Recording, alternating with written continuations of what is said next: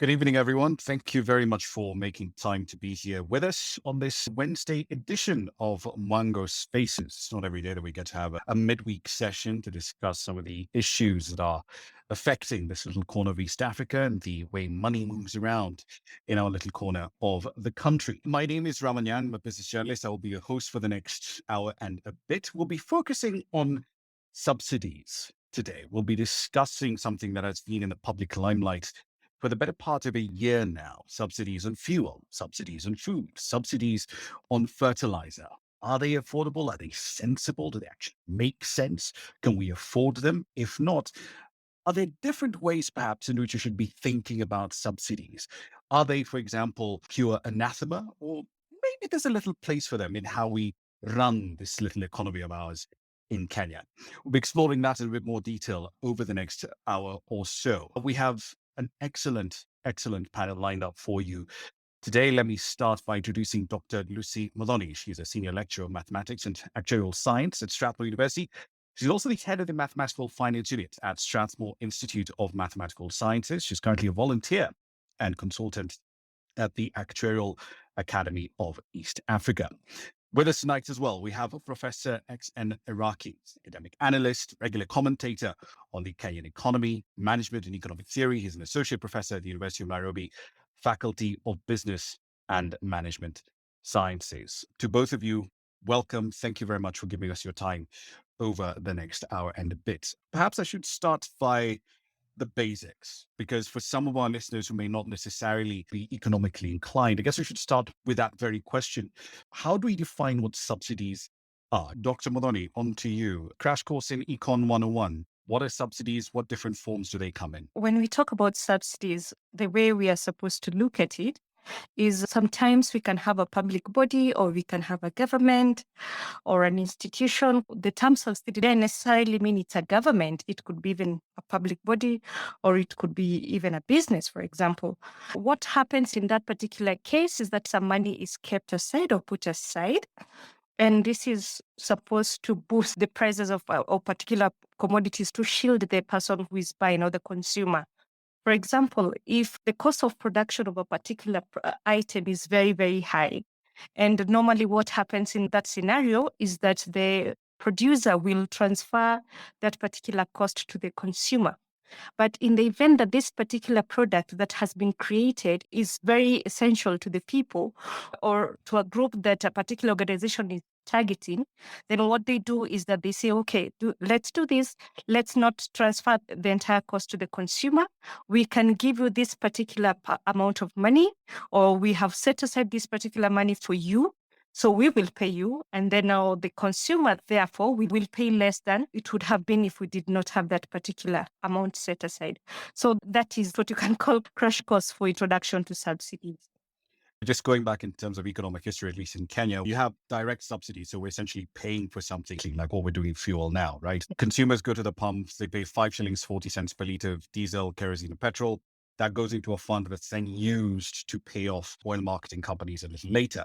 But there's also the argument that you could make about indirect subsidies, right? You've got government saying we're foregoing this specific potential revenue in order to spur demand for something. And the one example that comes to mind, which a lot of our Kenyan listeners will be familiar with, would be what Kimunya did as finance minister back in 2008, when he cut taxes on small displacement motorcycles. Fast forward 10, 20 years, and now we have an explosion of border borders all over our streets. But are there specific instances in our economic history where subsidies have achieved their intended objectives? Because their history so far does seem to be just littered with failure. Well, the limited examples I can look at, for instance, in the items we are interested in today, we are looking at agriculture, that is maize subsidies, we're looking at fertilizers, we're looking at fuel, etc., etc.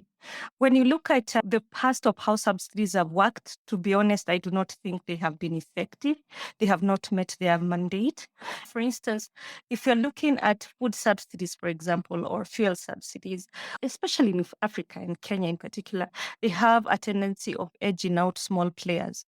What that means is that when you look at fuel subsidy, for example, when we started is that it targeted a particular number of petrol stations or energy producers. And Therefore, these particular companies that benefited from the subsidy or were shortlisted to benefit from subsidies were able to edge out the smaller players. So in essence, it created a package when we have a few players in a market where they have the power to control the prices. So when you look at such an example, or when you look at what would happen now, particular in maize subsidy, and even just the subsidy that was given the other day before elections of the flour, unga. We noticed that, yes, we were told the unga is going for 100 shillings, but how many people were able to access this particular product? So it created hoarding. So the millers were able to get their money. And as a matter of fact, we've been reading that they weren't paid. So we get people who benefit from the subsidies, they hoard them. And once the subsidy is removed, then they gain. And it's unfortunate that when we look at Africa's scenario, we see that subsidies, in as much as it's such a good idea, it benefits very few people. The fact of the matter is that we can't afford these subsidies to begin with, and I'm sure we'll come to the math around that a bit later. But in as much as it looks like a good idea, history just keeps telling us we've really screwed this up over and over again. So why do we keep going back to it? If you're a policymaker, if you're a politician, it looks alluring, but just from the perspective of just plain old economics, it never makes any sense. Yeah, it is true. I will just borrow from what Dr. Ashok Anand says, that a society that lives on subsidies and freebies is always responsible for a corrupt governance. That is one. So what happens, again, I'm going to use a case study of fuel. Most of these programs do not necessarily start off as subsidies programs. Yeah. Like what we had in the fuel is that we started with what we call price stabilization mechanism. What that meant is that for us, the fuel consumers, we would be deducted 5 shillings per liter of diesel or add petrol. And this particular 5 shillings was supposed to build up a fund, what was actually called Petroleum Development Fund. Yeah.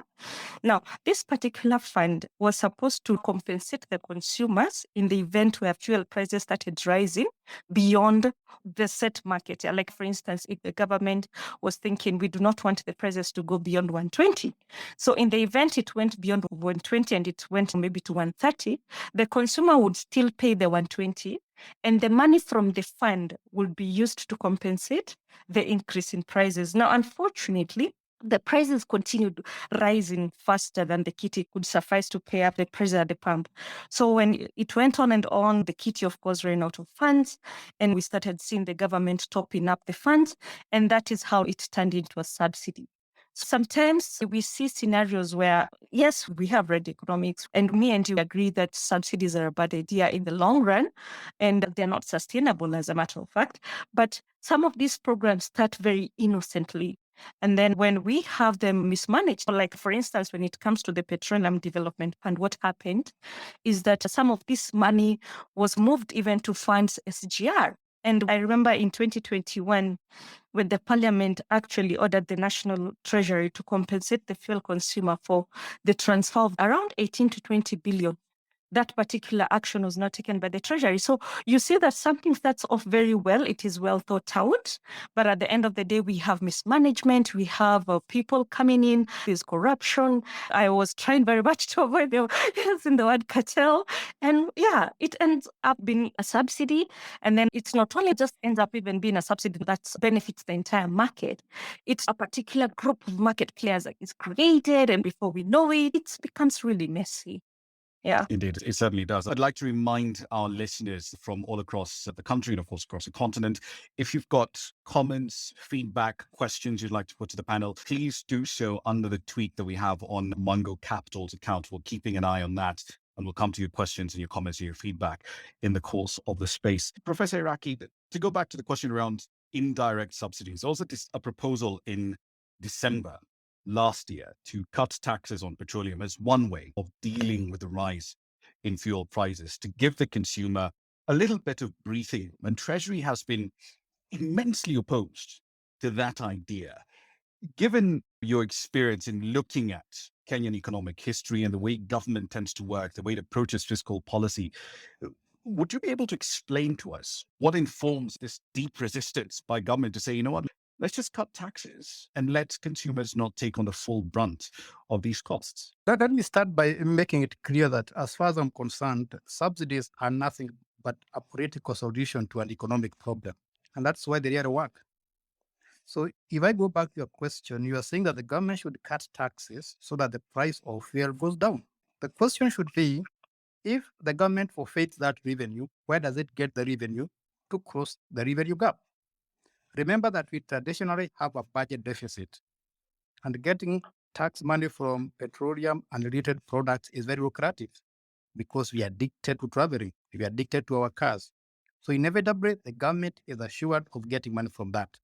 So unless the government has an alternative way of getting money apart from petroleum, I think it would be very reluctant to reduce the tax on that particular product. It would be the best No, approach. But the counter argument, Professor Iraqi, could be that you look at the amount of money that is improperly spent for one, the amount of money that is spent on expensive procurement processes. You could make the argument that government could essentially do with a lot less cash. And if they can cut their spending, they can therefore afford on their balance sheet to implement those tax cuts. The government has a lot of alternative ways to bridge the gap. One of them is to reduce the waste.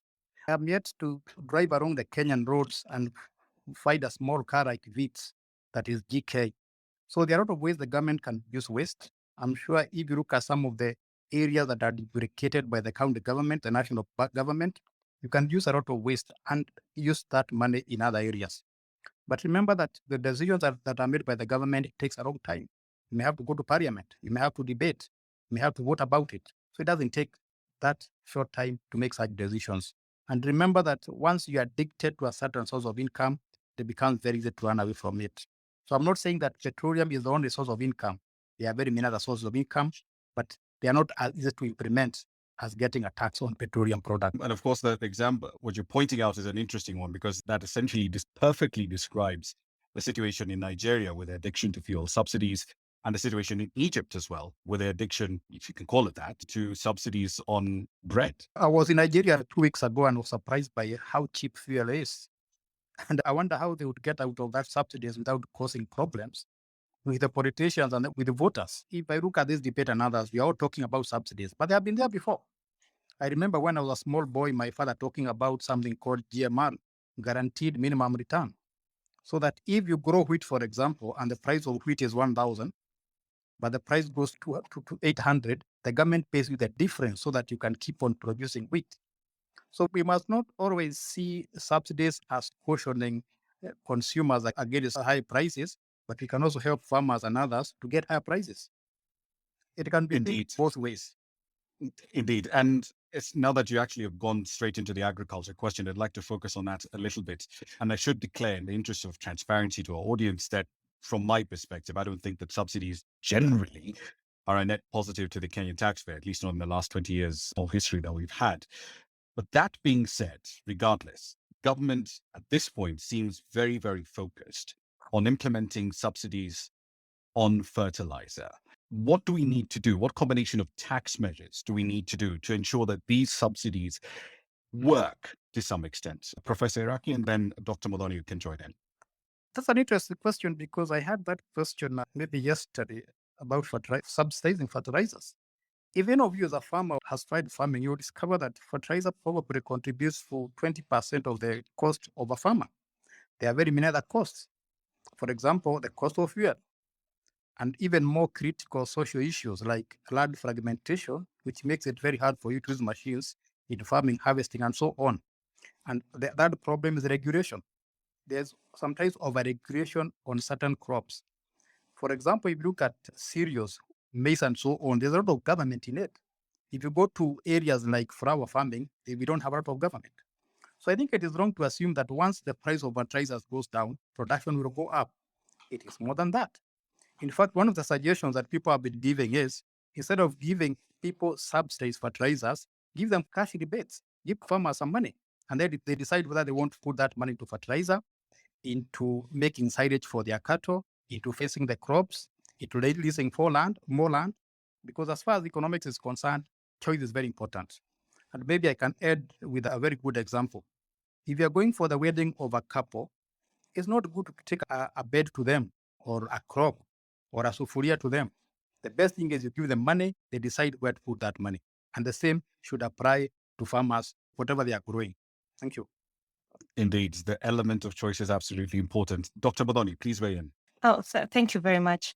Now, when it comes to agricultural subsidies, and Professor Iraki has said something extremely important, because when I was looking at the data and the numbers from Kenya National Bureau of Statistics, it is indeed that for us to be able to produce a particular product, agricultural product, we have to look at fertilizer, crop chemicals, we have to look at drugs and medicine for the livestock, etc.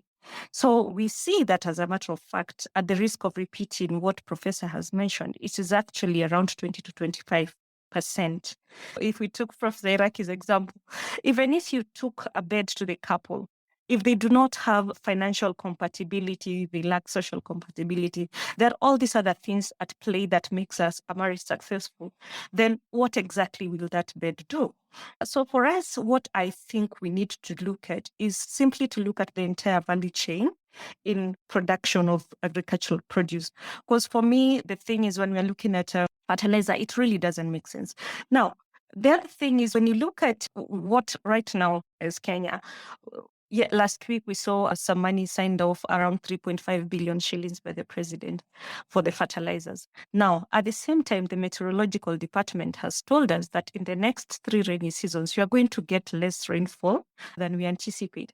Now, Kenya, majority of us, we rely on rain-fed agriculture because, again, when it comes to irrigation, it's extremely expensive. So for me, I would say that if the government is going to use money, then it should use in projects that make sense. For instance, irrigation.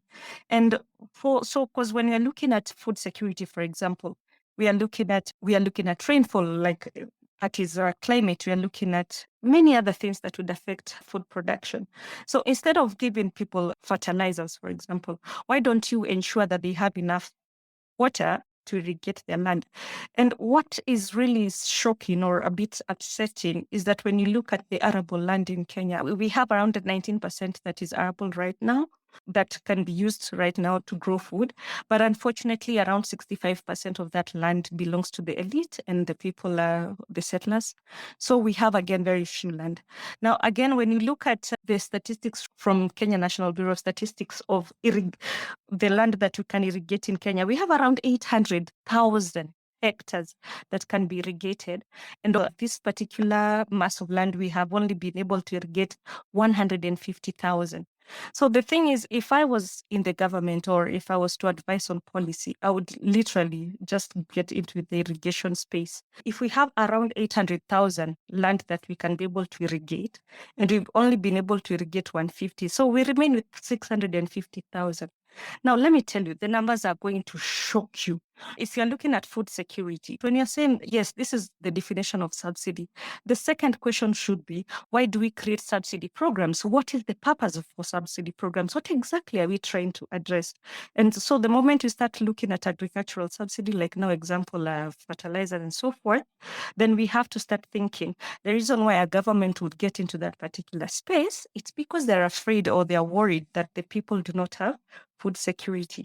If we can even be able now to irrigate around 150,000 hectares, for example, we can be able to produce around 200 million MTs of wheat. And that is enough for Kenyans in particular to be able to consume, and because that's what we consume annually.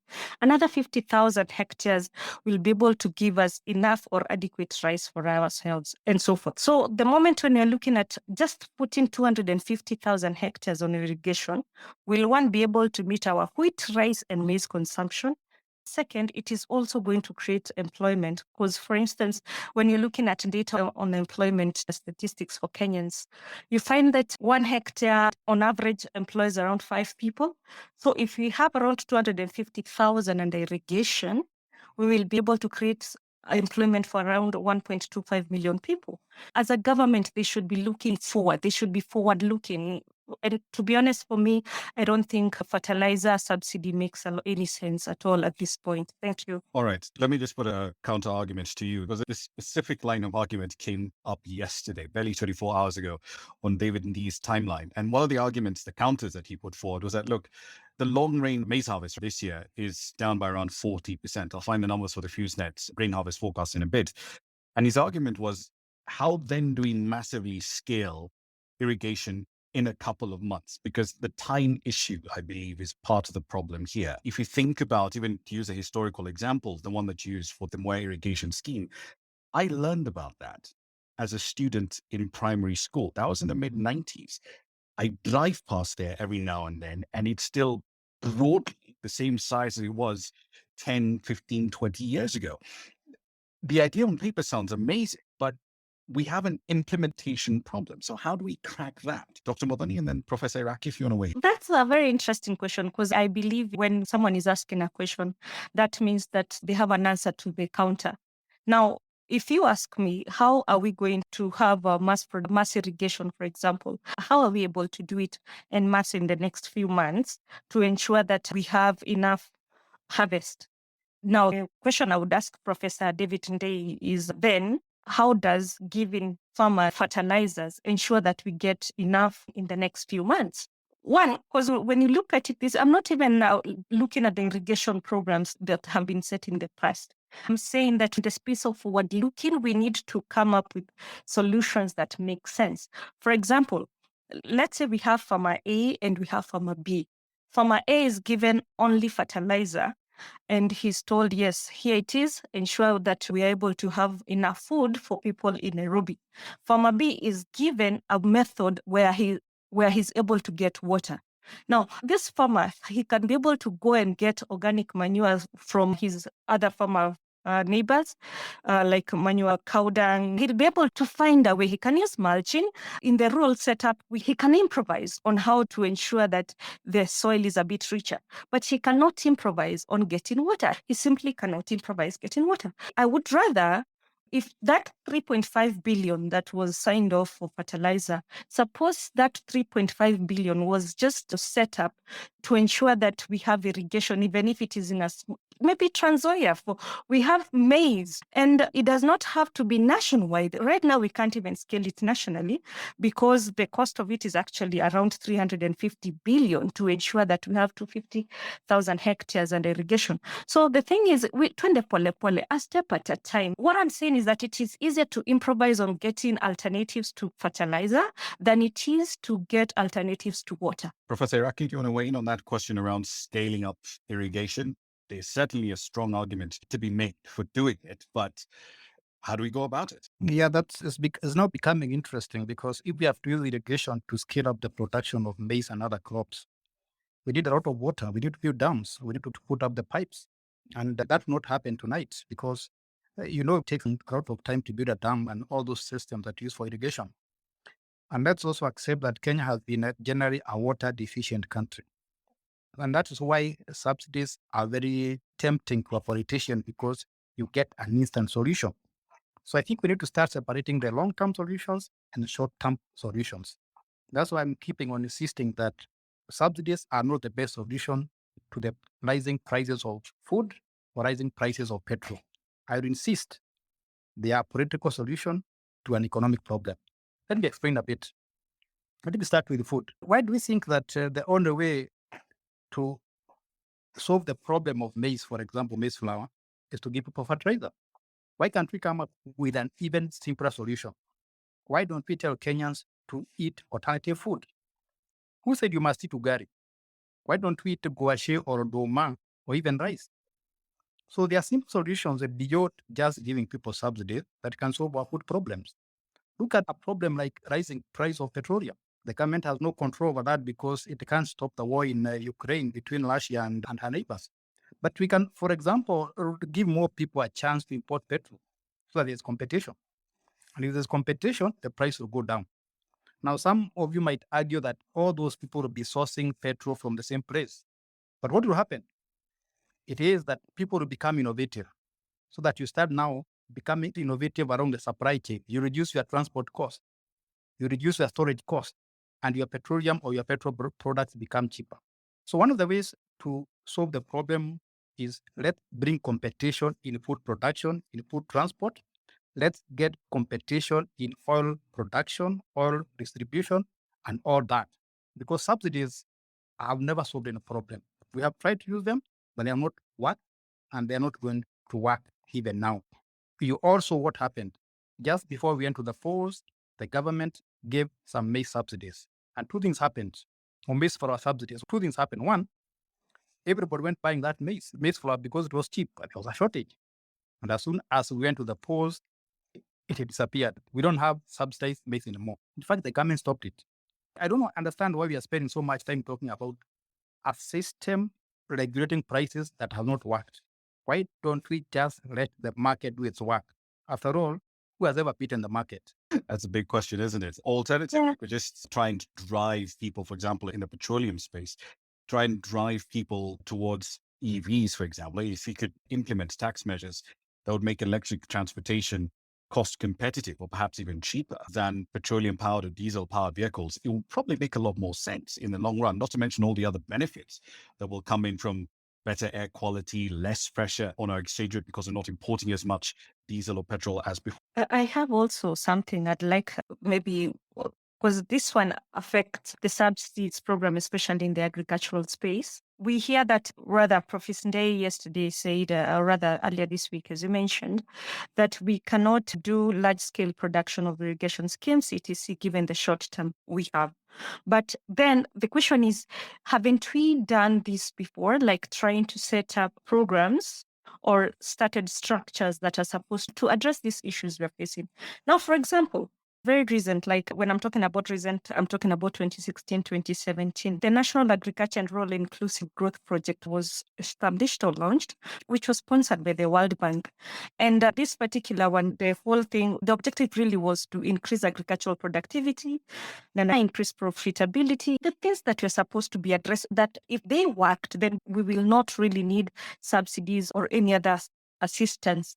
And again, we had even another program, that the Kenya Climate Smart Agriculture Project, again, which was it started working from 2017 to 2022. These are things that we are having a conversation and we have solutions, and these things have been set in place. We have programs and projects that are supposed to even take care of Kenyans. As we are saying, Kenya is generally dry.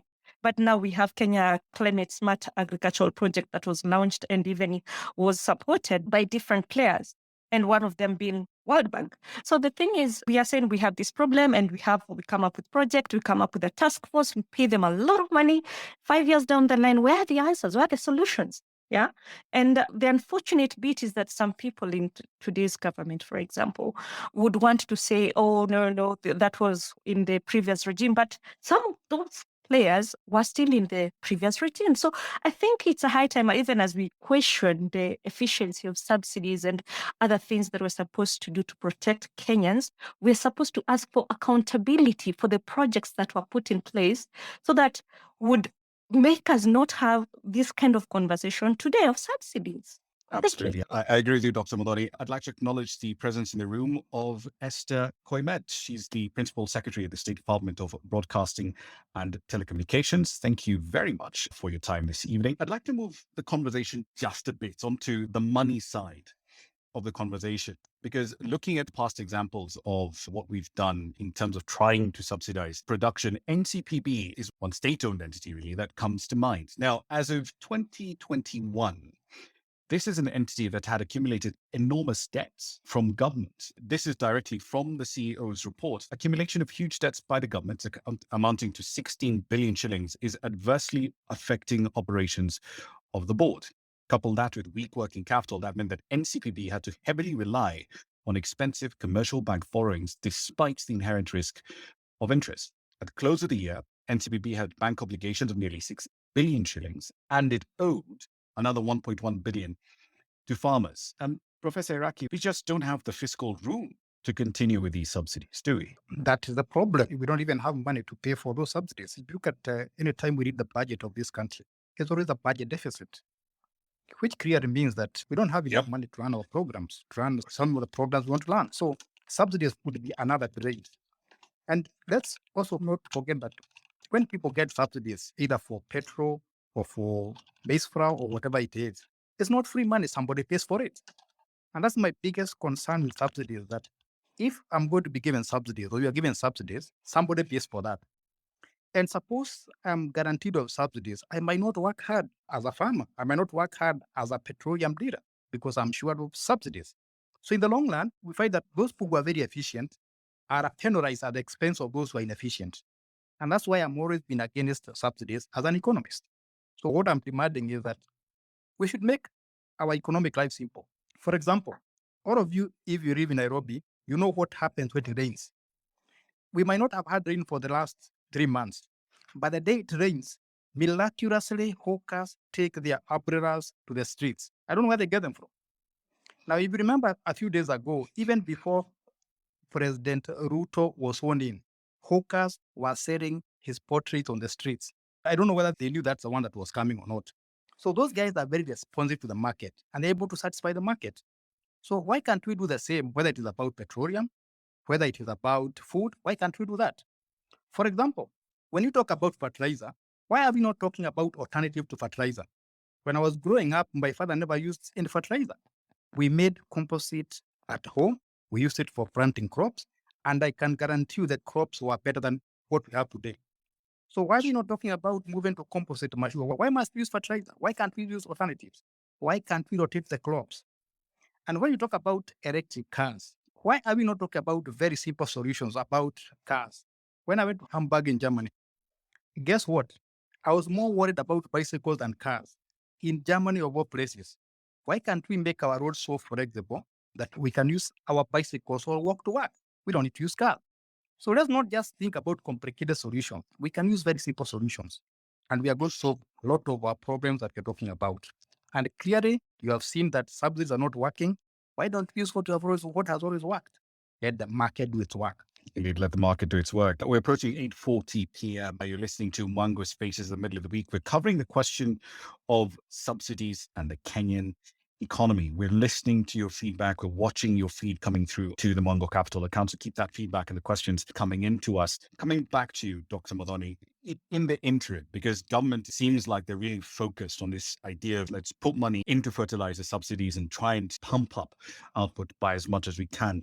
But on the tax side of things, you look at farmers, for example, someone who might be growing onions, right, for the sake of argument, in Narok. For them to put in 10 tons of those onions that they've put time and money and effort into cross county lines to bring it to Marikiti here in Nairobi, they're going to have to pay cess taxes. Now, on paper, cess taxes ideally should be providing for payment around agricultural infrastructure. But that rarely ever happens. I'm yet to meet a farmer who's actually said, you know what, that road, that irrigation project, that was actually paid for because of my cess taxes.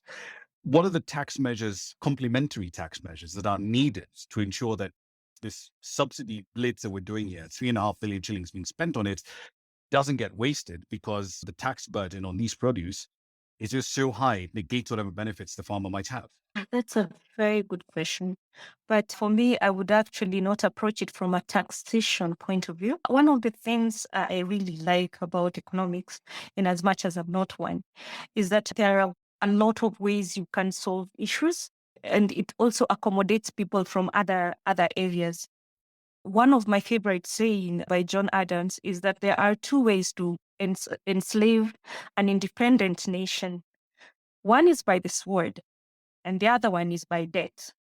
Now, the thing is, if we cannot afford subsidy, and we had the other day that even our own president saying that after talking to the Treasury, he was informed we cannot stop borrowing.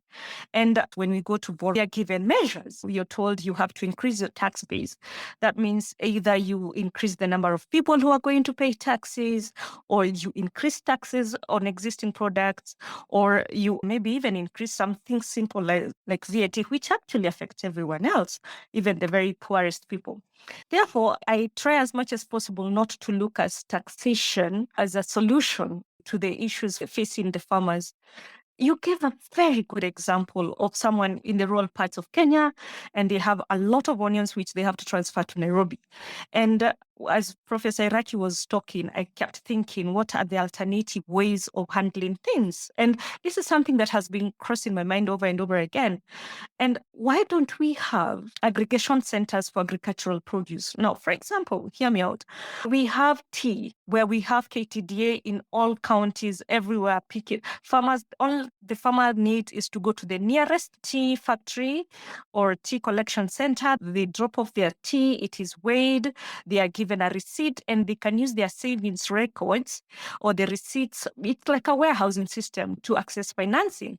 And when the money comes at the end of the year, or when the bonus comes, as we call it in Kenya, the amount they owe the bank is deducted and they're given the rest.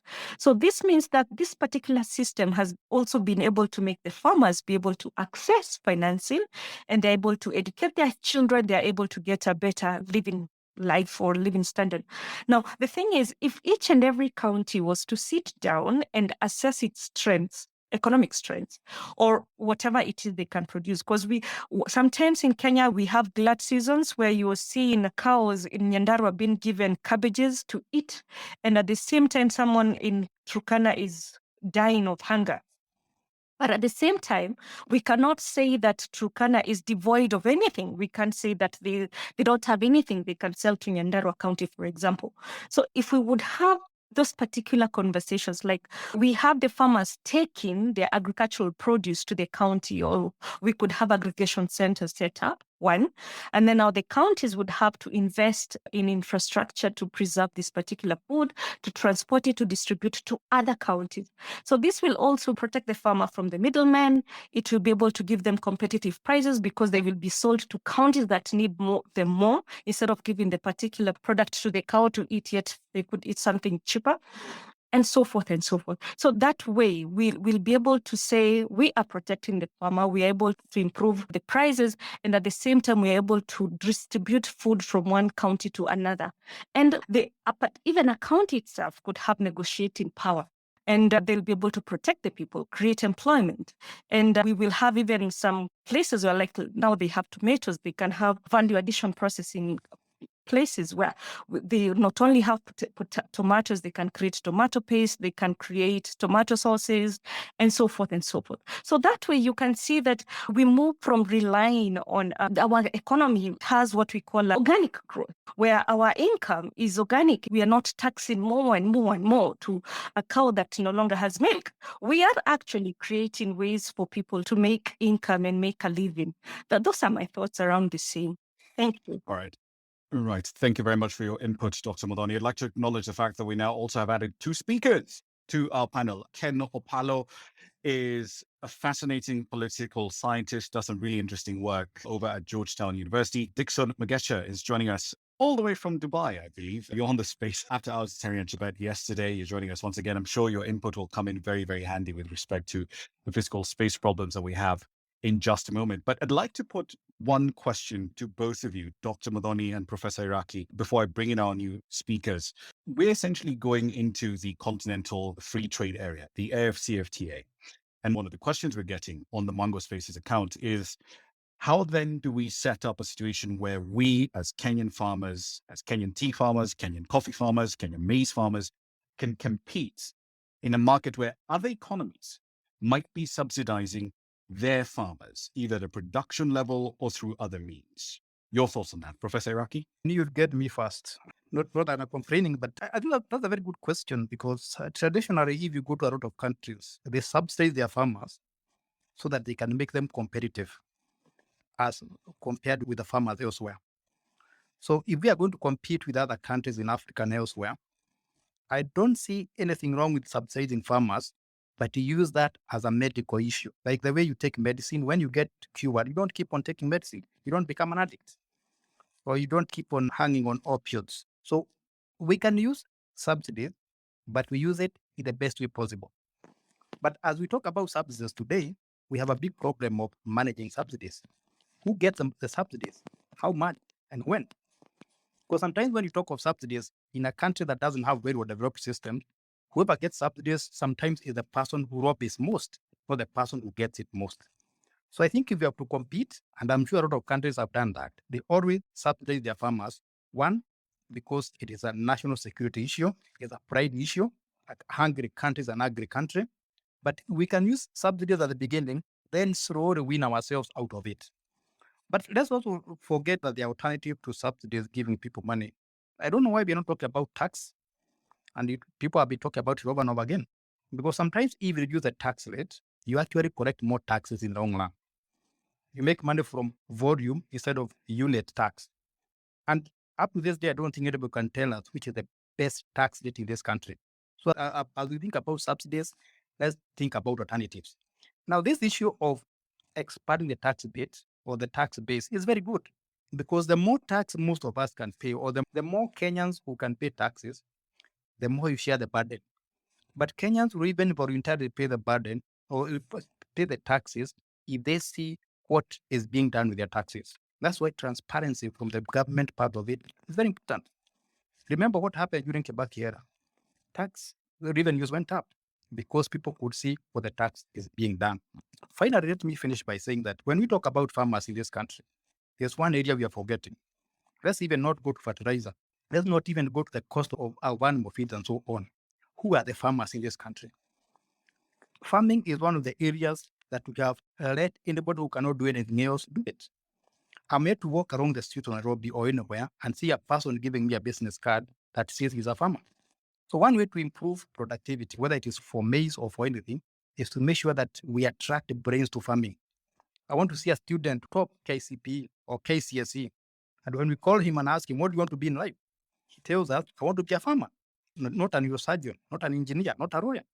Because farming is so important, but we let people who were leftovers from other areas become farmers. No wonder the area is having a lot of problems. Any area, any sector, any industry, for it to thrive, it must attract brains. And it's a high time we start getting very good students, very good brains going to agriculture. It's the mainstay of our economy, but we ignore it. How many of you in this group, in this space here, can, for example, claim to be a farmer? I can guess almost no. It's an interesting challenge there, Professor Iraqi. We're fast approaching 8:50 p.m. Just to put in some numbers, some context onto the argument that Professor Iraqi was making there. The fact of the matter is that if you look at agriculture as a component of GDP, at least in this little corner of East Africa, it's at least 33% of GDP back in 2019, accounts for nearly 60% of employment as well. Ken Opalo from Georgetown, if there is one thing that definitely needs to be fixed, the one thing that any government should be focusing on in terms of fixing it from a policy perspective, from an income perspective, it really should be agriculture, isn't it? Yes. And I think, first of all, thanks for having me. And I'd like to agree, but also disagree slightly with Professor Iraqi, right? It's probably not a good idea to pack a lot of our high quality human capital in agriculture. I think we should just be brutally honest and accept that ag in general is a very low productivity sector. And it's also true that as Kenya is developing, fewer and fewer people will be in ag. And so perhaps maybe we should channel most of that high quality human capital into research in agriculture rather than being the actual farmer. But I think more broadly, sticking to this point on ag productivity, I think Prof is right that nearly all countries in the world that have any substantial ag sectors subsidize their farmers because it's hard to make money as a farmer. And then second, because everyone has to eat to live, right? Countries would be foolish to abandon the ag sector because that then leads to high food prices and political problems. But for us specifically as Kenya, right, we really need to fix agriculture because agriculture has a direct effect on the cost of labor. And so if you look at the newly industrializing countries over the last 40 years, one of the first things they did was make food cheap by helping farmers be more productive and to lower the cost of food, which then had the knock-on effect of lowering the cost of labor in urban areas, but also freeing up more labor from the countryside to help the industrialization process. And so the broader policy question here for the Ruto administration, which with good reason is focused on ag as one of its core pillars, should be to think of the agricultural policy as part of a broader industrial policy, so that while we are improving productivity in agriculture and making sure that farmers can make money off of agriculture, also having a longer term vision and realizing that people will not be in ag forever. The labor share in the sector will keep decreasing over time, but the sector is absolutely vital for our bigger dreams in manufacturing and in our sort of process of ongoing development and urbanization. The fiscal side will always be a question that we have to deal with. And even industrialized countries like here in the US, each year has a big agriculture bill that gobbles up tons of money. That will always be around. And so the question will be, can we leverage cheaper food and more productivity in agro-processing to make sure that we are making enough money in the more productive sectors of the economy, i.e. manufacturing, to be able to afford the much needed subsidies that we are likely to keep giving farmers, because people will not shift to eating duma tomorrow. They'll want maize, and we better be able to produce that maize cheaply, even if including by providing government assistance to maize farmers. Professor Iraqi, you get the right to reply before I move on to my next question. I think my friend Ken Oparo is not the first time we are disagreeing. I'm very happy he's in another continent, so we can't box each other. But I think I agree with you. When I talk about making agriculture cool, I'm not saying that people go and start digging with hoes.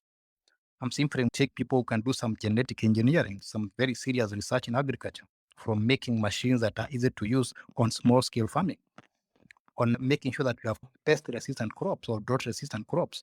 I'm not saying we get more people to farm. I'm simply saying let's have high quality brains, people who see agriculture as a profession, not as a dustbin. That's what I'm saying, because such a critical sector of the economy.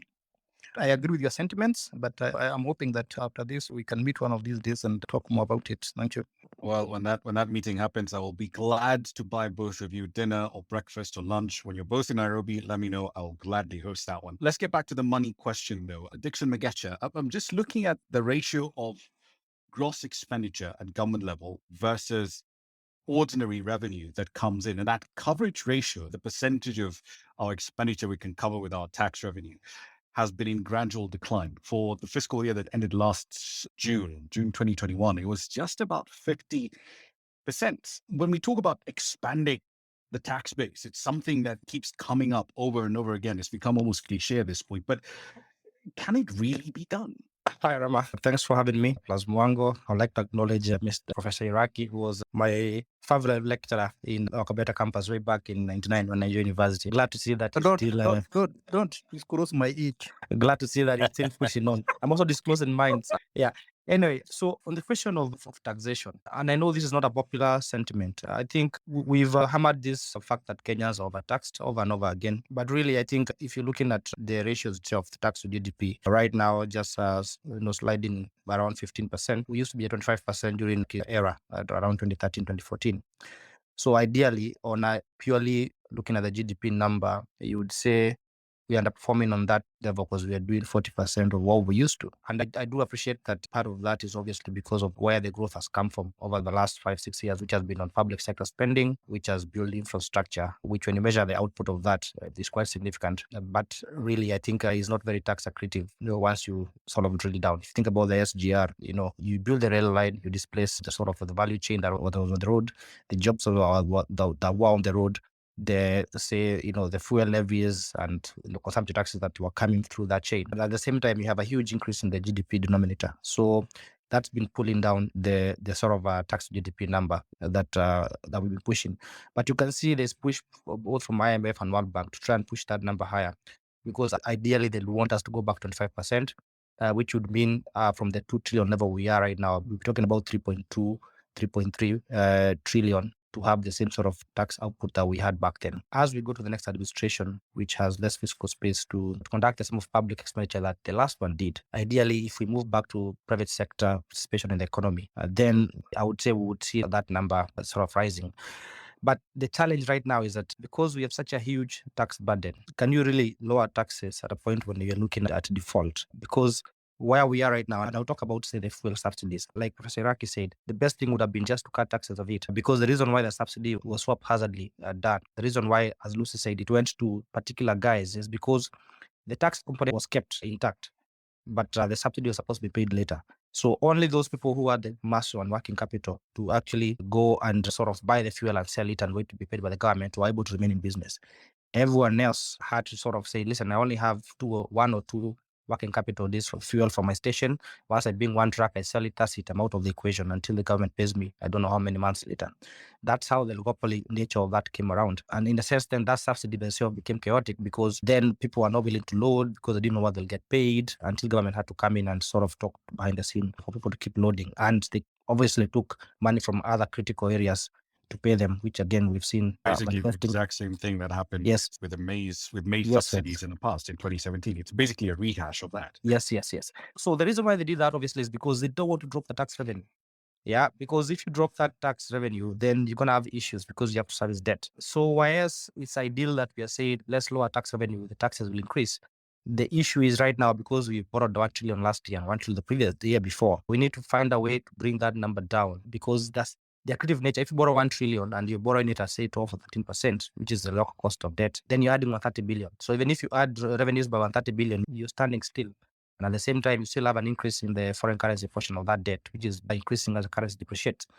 So there's a huge challenge that we see. And I think at this point in time, and like we said yesterday, there's a need for actually spending cuts in the budget in the current period, so the next couple of periods, which then lowers the rate of debt increase. And then after that, then you'll be able to do all these tax subsidies and tax cuts that you want to do to provide the fiscal space that you sort of want to achieve. I think this is a big challenge. Now, because if we say we are not doing any subsidy for the public poor, and we know that Kenya has some of the highest food prices in Africa, because I've traveled around Africa, yet even with these high prices, we're not able to produce. And we were sort of saying, let's do nothing, yet we know there's going to be a huge crisis if we don't cut the cost for the urban poor, especially on the nutrition side. I'm happy to hear what thoughts they would have around that. All right. And just to expand that a little bit for you, Ken Opalo, because to some extent it does reflect problems with on the logistics side, that the market is not working as efficiently as it should. Because if I'm paying sky high prices for onions and bananas at Marikiti, but the farmer in Narok is getting peanuts, clearly there's something wrong with the way that market system is. Yes, absolutely. And this touches on a point that Dr. Muthoni was making earlier about government support on the logistical side, right? And I think that we're all in broad agreement, right, that subsidies are inefficient. And so to the extent that governments adopt subsidies, it should always be towards a greater goal and after public discussion and acceptance of the costs associated with that greater goal.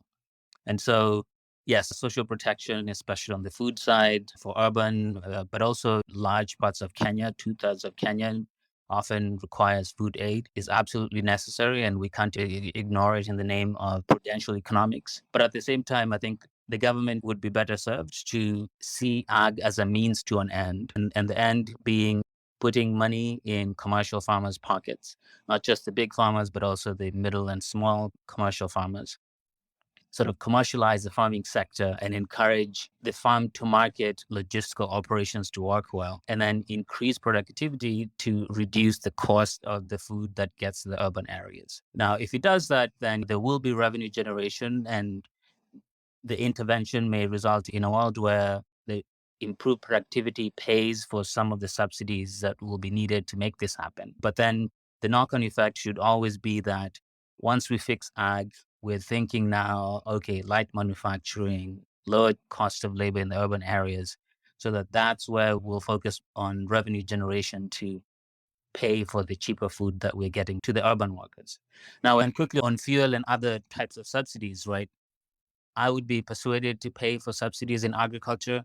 I am not so persuaded to pay for subsidies in other sectors like fuel that are not tied to specific developmentalist goals, right? I think people with fuel guzzlers should pay for the market rate for fuel. To the extent that we're subsidizing fuel, it should be with a clear goal for specific industry policy purposes and not just to make urban car owners happy.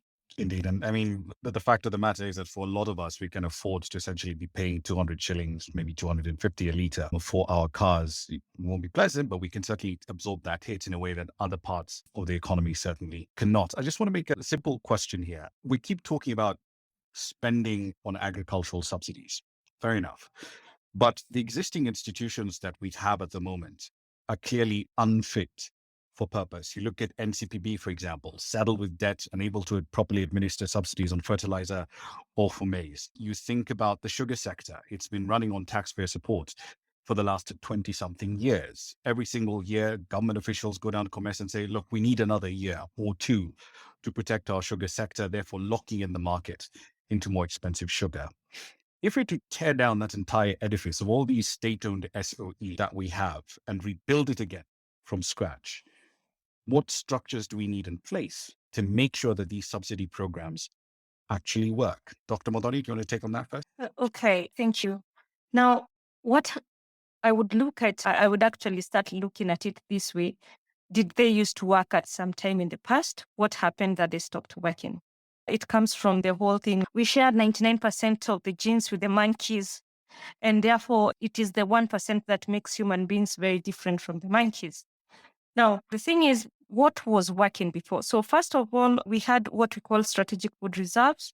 And I think this is something that can be set up instead of, because when we have structures and organizations working together with others, for instance, if we could get back Milling Corporation of Kenya, which was working with NCPB. KTDA is my favorite example. When you look at how KTDA works, and you're able to understand why it is so efficient, and we are able to see what can we borrow from KTDA so that we are able to manage how agricultural produce is handled. And how come is it that they've done so well for so many years? And yes, they've had their share of challenges, but what is it that they've done right? So when we are looking at NCPB and we are looking at, we get back Milling Corporation of Kenya, and with those two players, we can be able to get, even now connect, rather talk to Zelensky or Putin, that is Ukraine and Russia, and probably get cheap white maize, and we're able to feed the people. Now, if I was in a position to give advice to anyone, is I would look at what Kibaki did. The late President Kibaki, may God rest his soul, there is this whole thing we are told that we cannot stay without borrowing. And we see that during the 2004-2005 financial year, Kenya did not borrow from outside. So the question is, what did he do right? The government of Kenya did not borrow any extra money.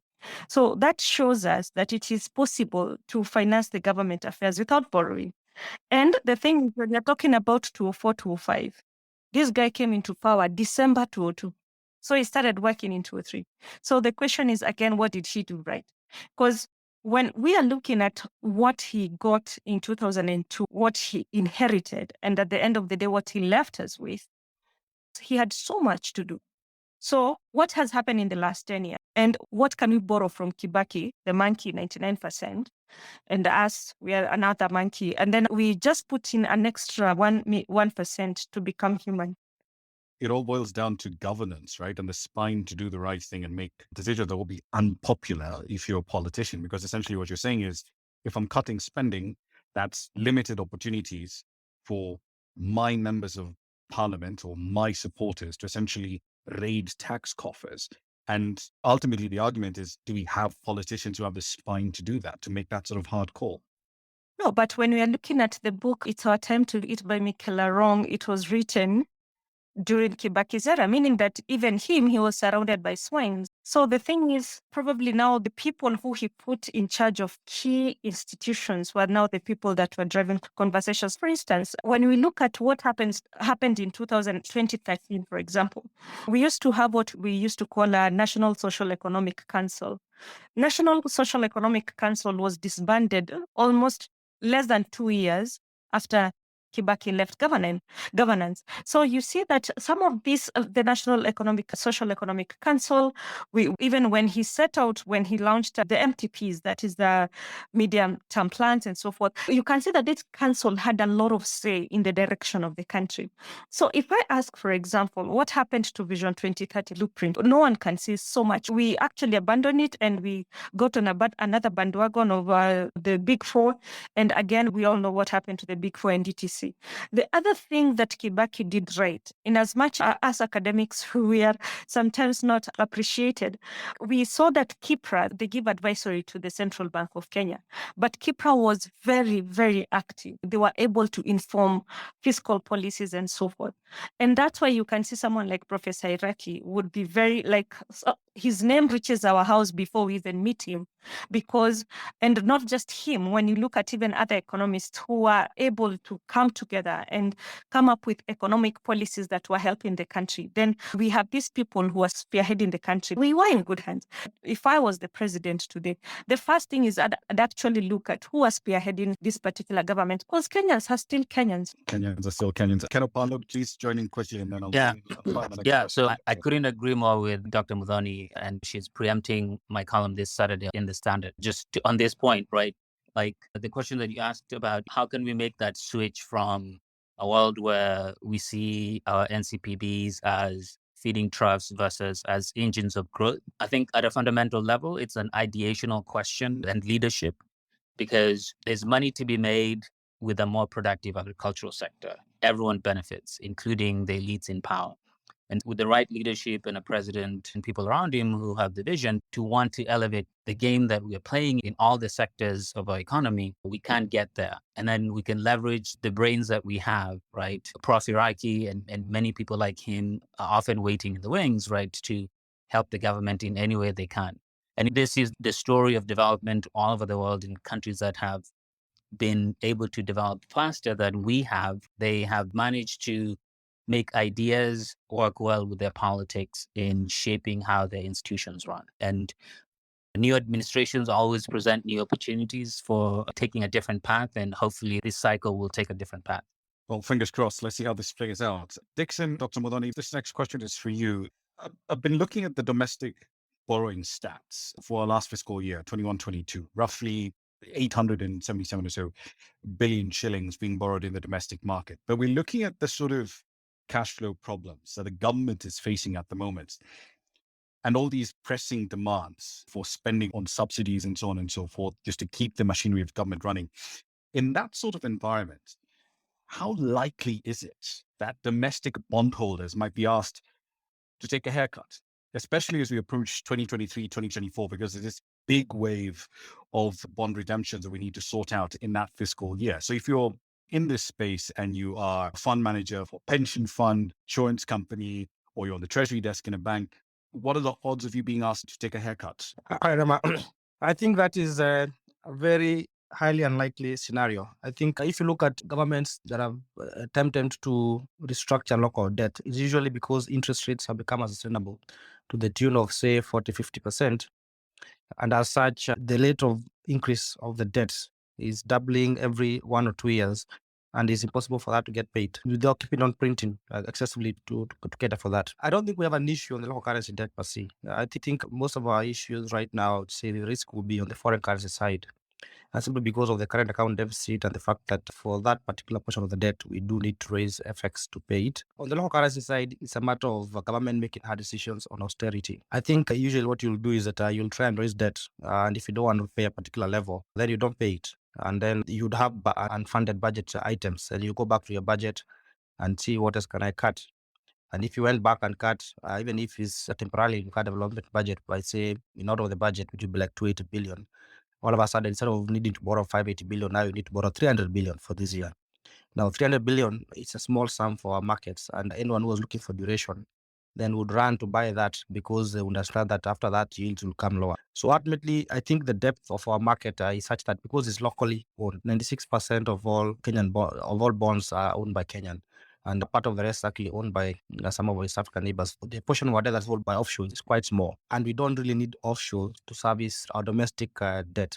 So it's just a matter of people are scared of duration. Banks are flush with cash, but you don't want to buy paper. If you think yields are going to go higher tomorrow, then you have to mark to market those losses.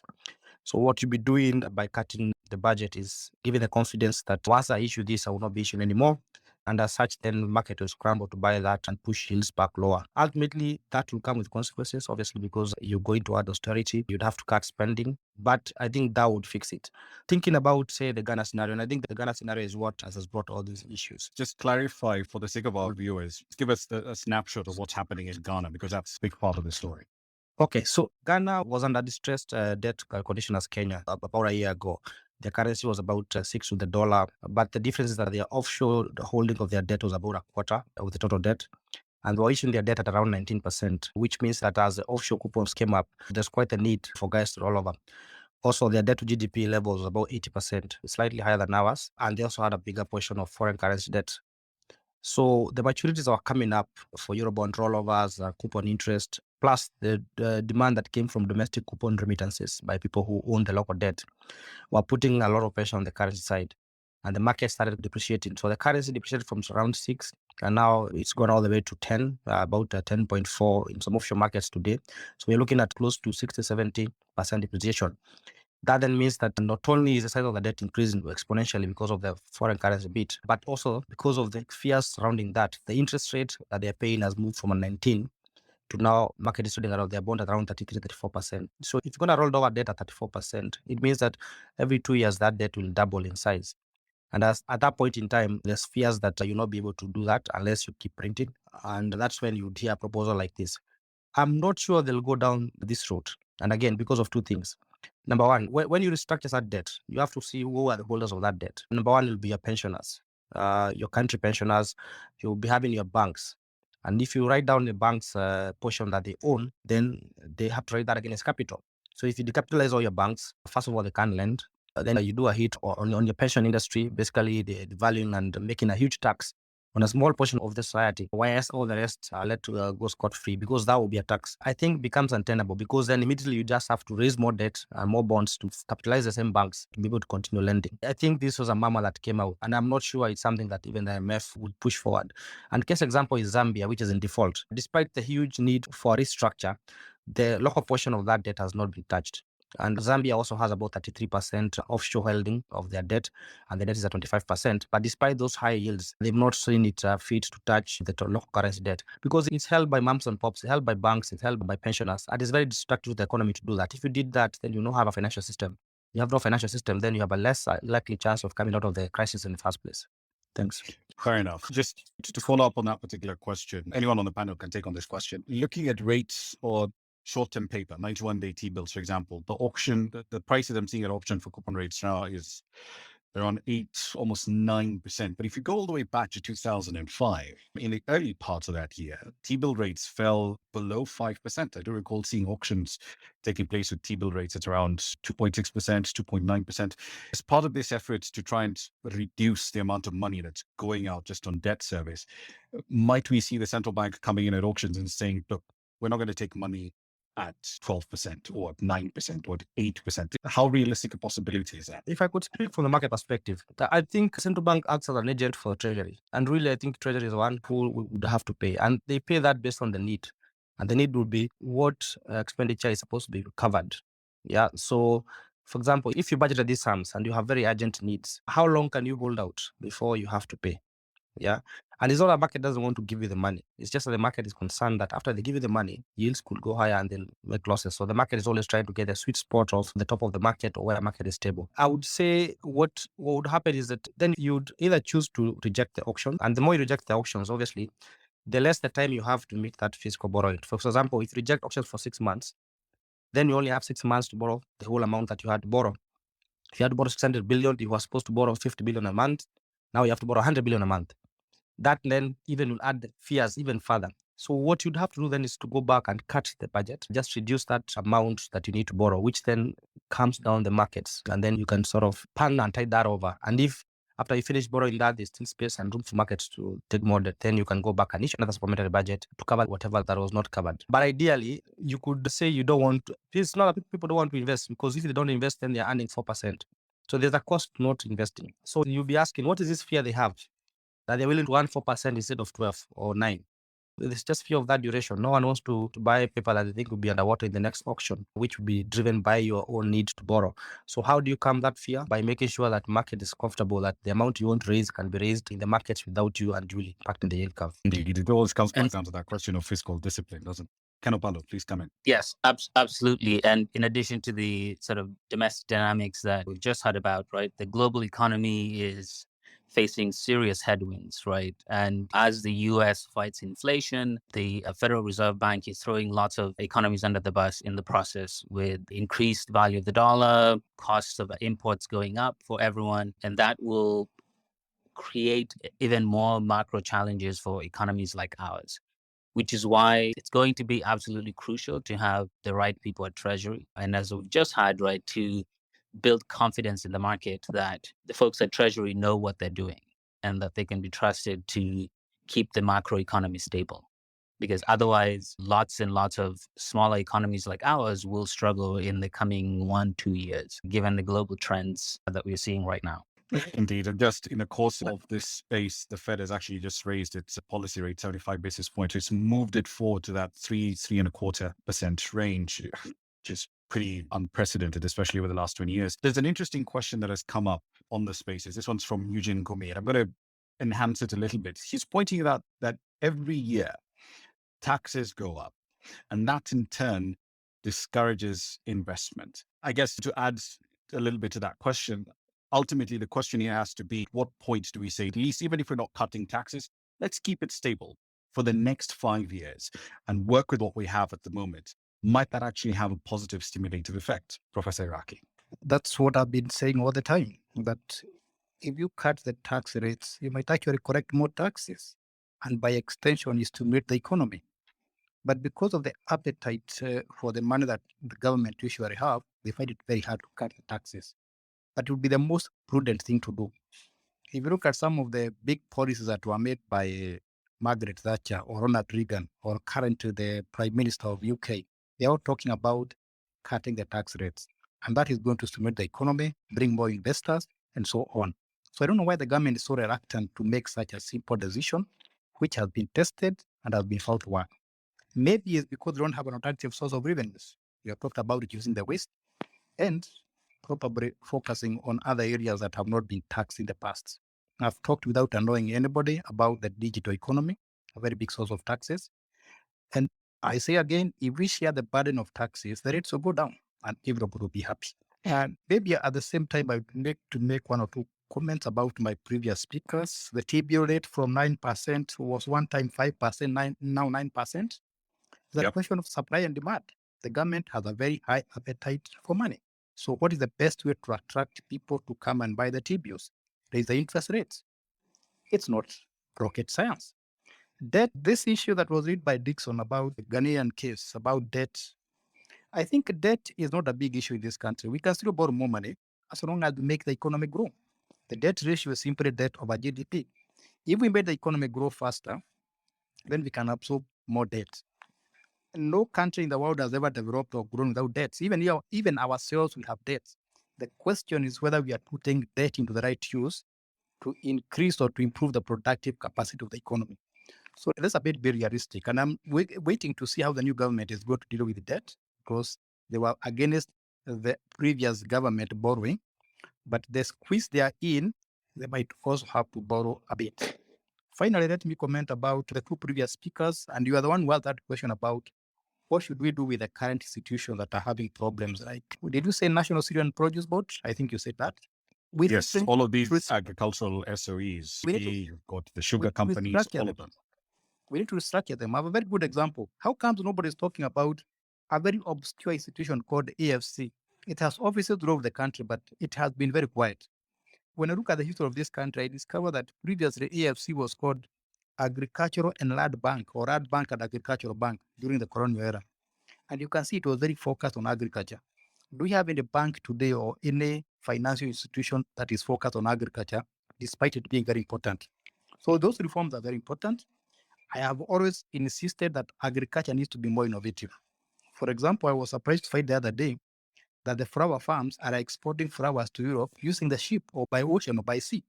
Nobody thought that we could do that. We thought we must always export flowers by air. but they're now doing that by sea, which makes it very cheap. So I think in agriculture, we need an M-Pesa moment, new innovations, so that we can do things very different from the way we have always done. And before I finish, Dr. Mudhoni, I'm very happy you talked about NESC because I worked for NESC. I know it can work. I participated in the Dating Vision 2030. I'm not boasting, I'm just informing you.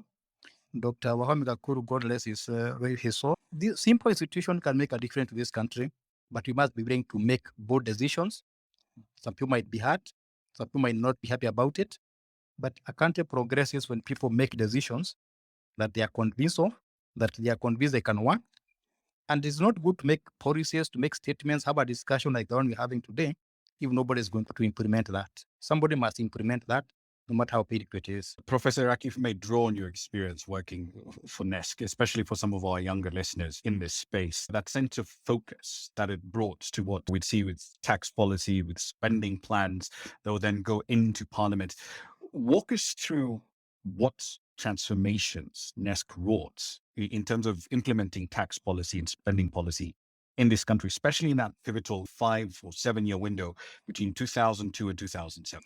I think what I found in NESC was very simple. Before major decisions were made, you remember NESC was chaired by the president himself.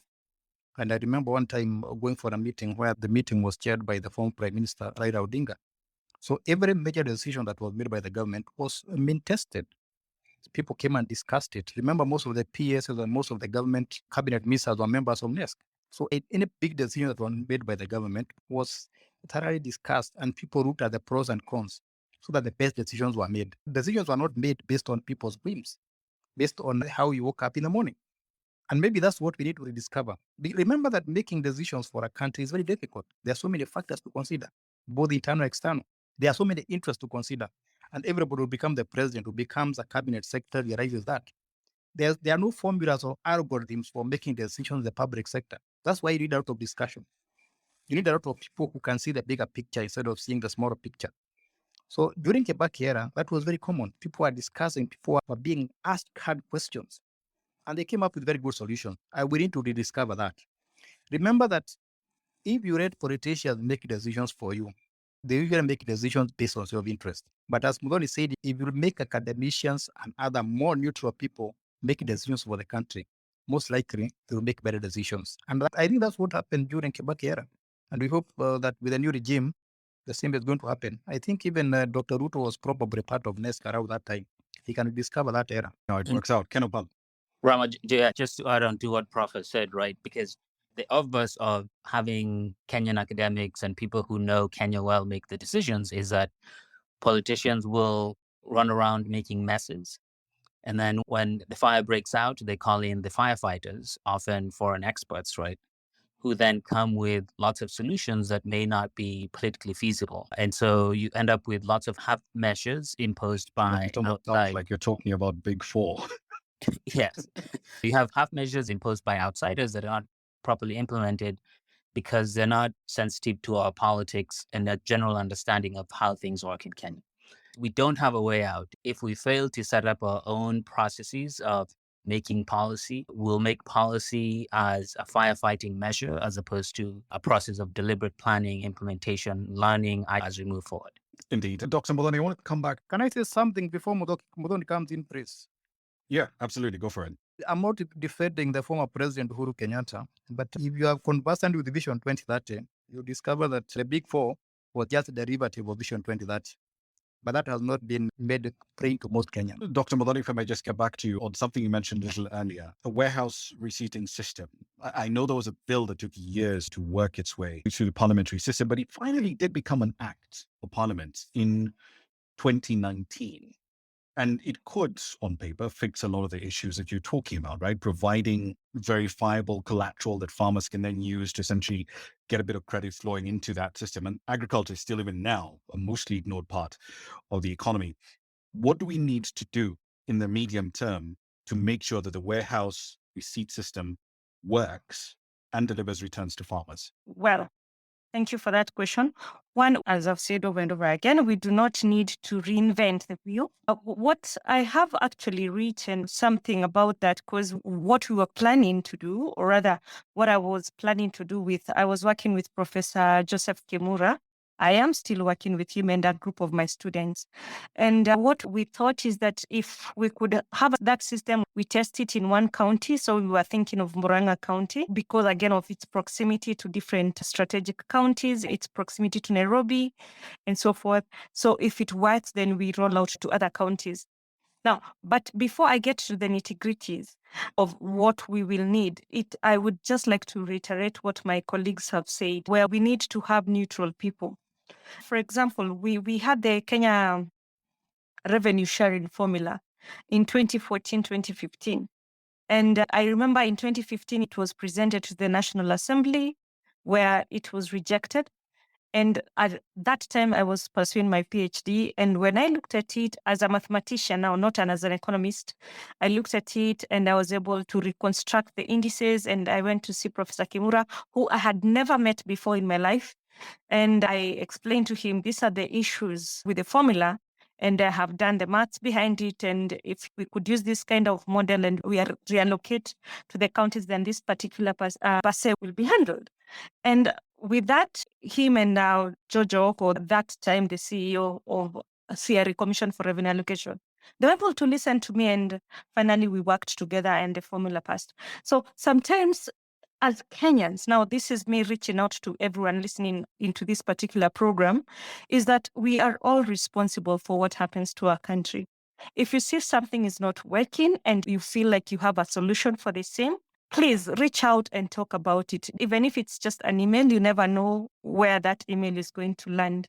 And if it is any research firm, if it is any ministry, just reach out, say, this is not working, this is what I've thought can be done, and who knows who will listen to you.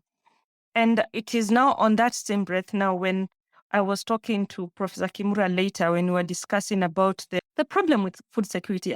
We were curious, how come that we are seeing some counties have so much wastage during particular times, and then later the same produce go for so expensively, and because of different seasons. And now that's where now we start thinking, why don't we study very, very keenly, study the KTDA system and then try to replicate it for other agricultural produce. But for that to happen, we will need a few things that KTDA does not necessarily need.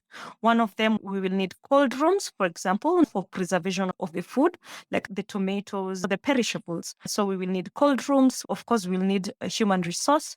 We will need electricity. So we were thinking we use a renewable energy. We can use extensive solar panels. And those are the conversations we had even started. We were talking with University of Nairobi, the Upper Kabetes, if they can be able to help us with the cold room because they have the technology. They are in agriculture and agricultural engineering. And then we talked to Strathmore Energy Renewal Department or school, where they can now look at how they can come up and help with the solar panel installations and so forth.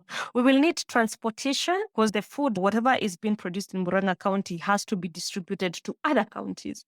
So we will need proper transport trucks which are fitted with a refrigeration system so they can be able to preserve etc. So we were looking at different counties will have different things to bring on the table. If we're looking at Kisumu County, for example, we will have fish, we will have groundnuts, and so forth. So the question is, what can we do with groundnuts? We can make peanut butter. There's so much we can do. The most important thing is to start the conversation. And I believe, again, very many people here in this particular forum, we come from different counties, and saying that we are going to start with Murang'a, even wherever you are today, you can go back to your county and think, how can I help my county so that it becomes a bit competitive? Yeah, but I can share more about it later. Indeed. But sitting back from a lot of the people who are in the mid-30s who are listening to this conversation, or perhaps even older, would say, but these are ideas, they're not new, right? We've spoken about value addition as part of agriculture as far back as the 80s. We talk about the things that farmers need, like soil testing services, for example. We need extension services to be able to pull that off. We talk about crop research. I mean, the Kabete campus for University of Nairobi, the agriculture department does some really interesting work. Full disclosure, my parents went through there. So I know the quality of work that they do.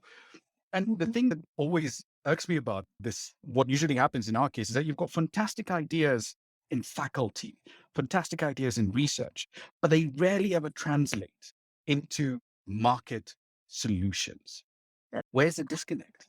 the disconnect comes in because of lack of exposure. Let me give you some examples. You will see that some institutions or universities or organizations, they make a deliberate effort to ensure that they communicate about what they are doing. They are able to write and say, this is what we're doing. Case in point, there's a project I was doing with my students. And for this particular project, we needed to meet people from Oranga County in leadership. For me as Lucy, I'm just a teacher at Strathmore. It will be very, very hard to access the leadership of Moranga County, for example. So what the university did is that we have a partnership with World Bank. So we wrote to them an email, requested, could you facilitate, because World Bank works with different counties and they know the decision makers, they know the key people. So we requested them, you have to sell an idea. So this is what we are doing. And this idea that you're selling has to solve a problem. And this is what I keep on telling my students every time, and not just even my students, even the professional mentees that I have or proteges, is that whatever you're doing, it has to be a solution to an existing problem. Many people in today's Kenya, we think of how can I make money? How can I benefit? You want to get into government so that you make as much money as possible in the shortest time possible. So when you start thinking about how you can benefit, then you do not move far. You can only move far when you start thinking of how can I be a solution to my country's problem or to my colleagues' problems or to my friends' problems. The moment you start looking at the world that way, then you will find that you become very, very useful to very many people. And when you are offering solutions, people will listen. And then now they will give you exposure, they will take you wherever.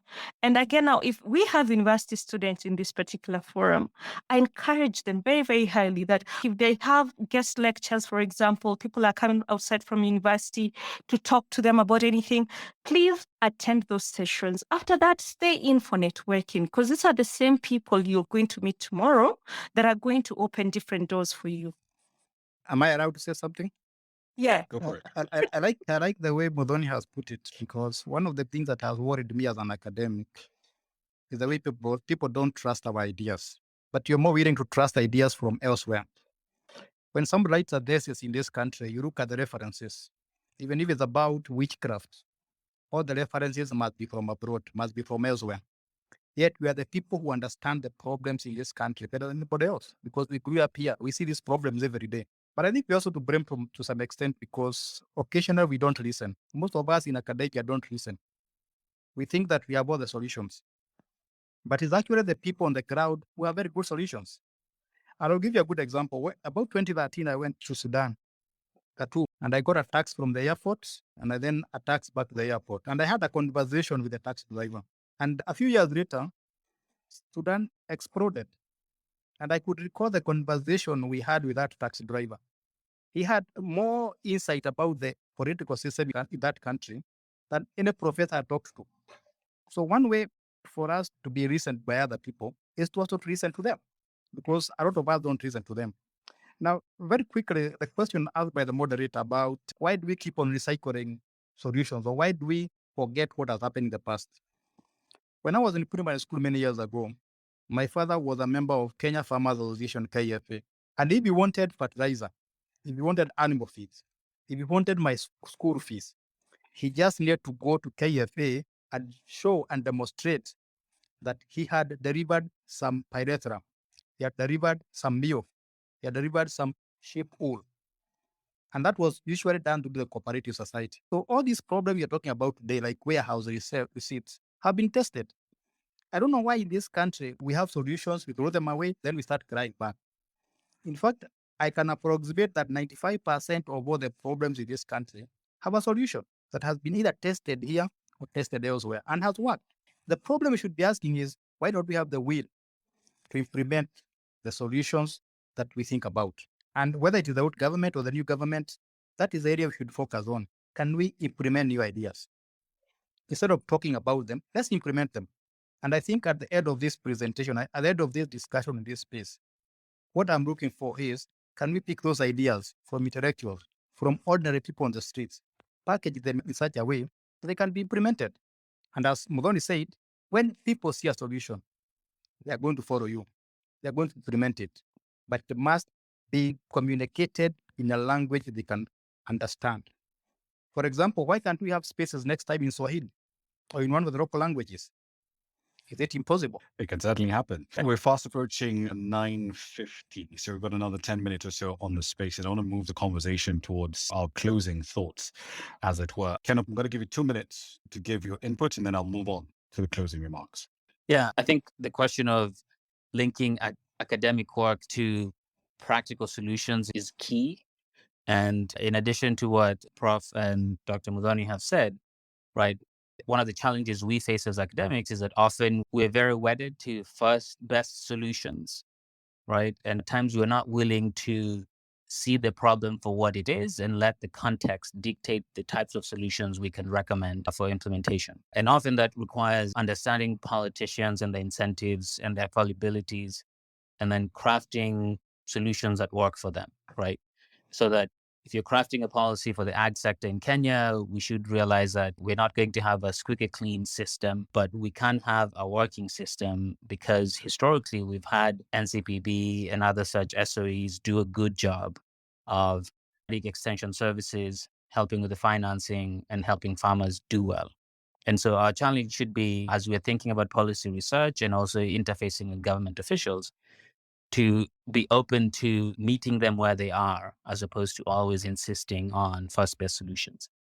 And then finally, I think in my own experience, in some of the sort of advisory roles that I found to have been successful was in actually maintaining regular contact with policymakers, so that in addition to just being the expert that shows up once in a while, right, you maintain regular contact with government officials so that they learn from you and you learn from them, to make this an ongoing process, iterative process of back and forth, as opposed to experts just showing up for the advice and then leaving and not really getting to know what happens after they leave. Indeed, because they have absolutely no skin in the game. And that, of course, creates its own incentive problem. Just to wrap up our discussion, there are a lot of issues that we've covered, right? We've discussed the thinking around subsidies. Should they be there? Should they not be there? The question around how do we pay for them? Who pays for them? What are the net effects that we're aiming for? And what is the best possible alternative that we have to, first best solutions, to use Paolo's words here? Let's put ourselves in the position of these policymakers, Treasury and the Agriculture Ministry over the next 5 years. A lot of unrealistic promises have been made on the campaign trail, but now comes the harder bit of actually governing. And there are a lot of unpleasant trade-offs that need to be made here. What should these individuals do in crafting that message, in telling taxpayers, look, this is the economic reality we face. These are the trade-offs that we have to deal with.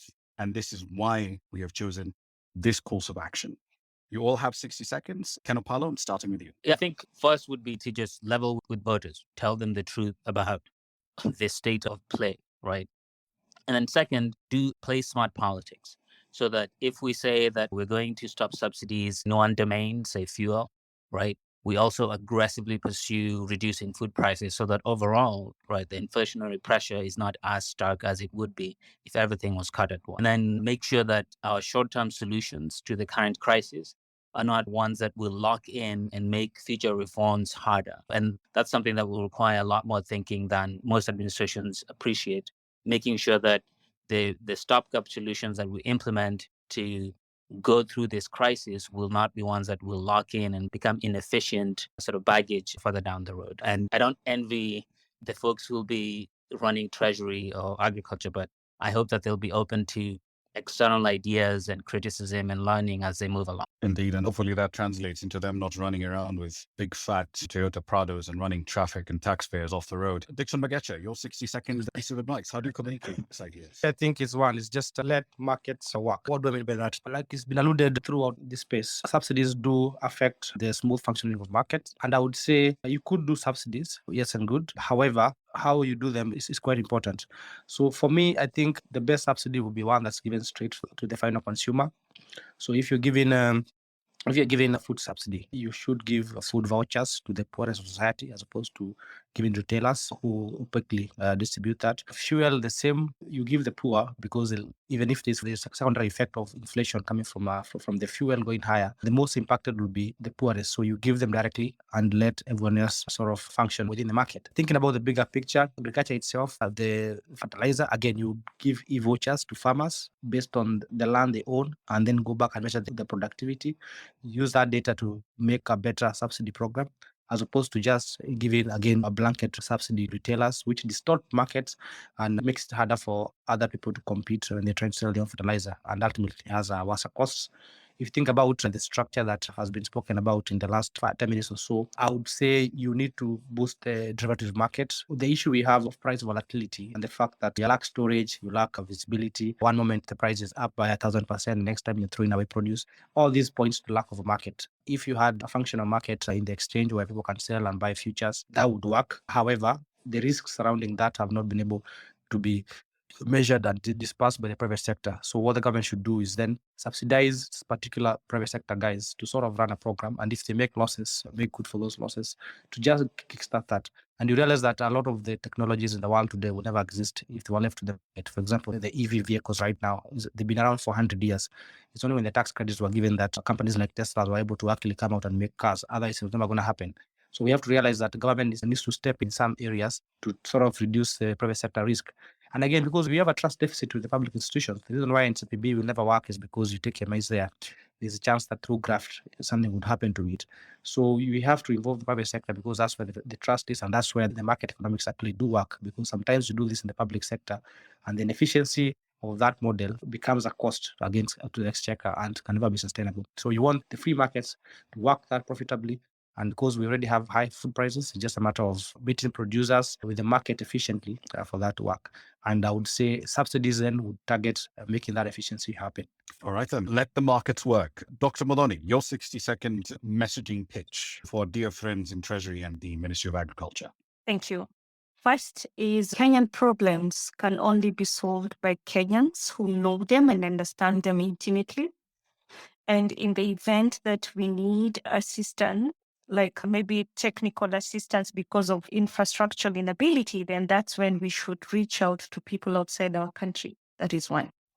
Second is that we are, especially when you're dealing with things that are like fuel subsidy. I believe I've talked about other subsidies, but I'm a bit keen about the fuel, is that the long-term solution for us to deal with fuel subsidy is actually looking at workable solutions, like long-term solutions. And what is this? This is when it comes now to renewable energy. And the Treasury should ask itself, or they should ask themselves, what is the role of the private sectors? Like, who are these people that they've signed the PPAs with that make electricity so expensive for Kenyans? Yeah.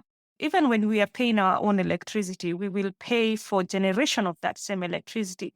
And part of it, we will be paying for diesel, for the power that is being generated by diesel. But the thing is, what percentage of energy generation comes from non-renewable energy?